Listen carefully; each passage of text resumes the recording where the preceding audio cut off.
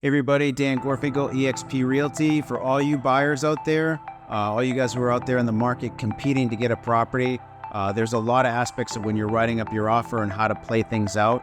One of the most important aspects is if you need to get a mortgage for a property, which is probably 95% of all people out there, you need to know that when you have a mortgage contingency tied into your offer, what's intrinsic in that is the appraisal contingency. So what happens is if you see a property for $750,000 and there's a bidding war and you need to go to $800,000, you know that if you're getting a mortgage, and by and large people need 80 or 90% of that purchase price in the form of a mortgage, in the form of bank money, that home must appraise out. So again, if you're looking at a home for, let's say, $750,000, you need to get a mortgage loan for $675,000, which is 90% of the purchase price.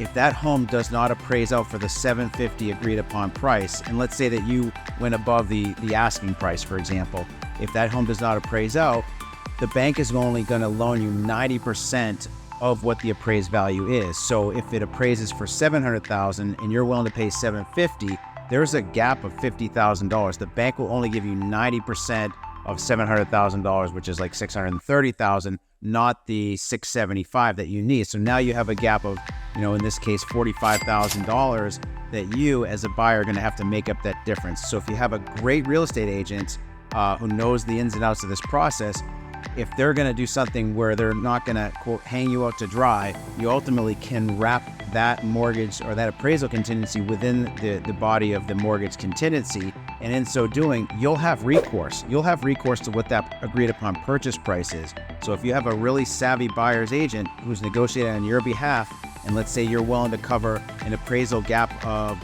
$15,000 instead of $50,000, what happens is the seller can have the right to come back down on price in order to consummate that purchase. If they're not willing to do it, you have full recourse to your deposit. And what you effectively did tactically was tie up that property and get the seller to agree to a price that you couldn't even uphold that end of the bargain, because the mortgage-backed component of it, 90%, was such that it gave you full recourse to your deposit. So very well played if you're the buyer's agent.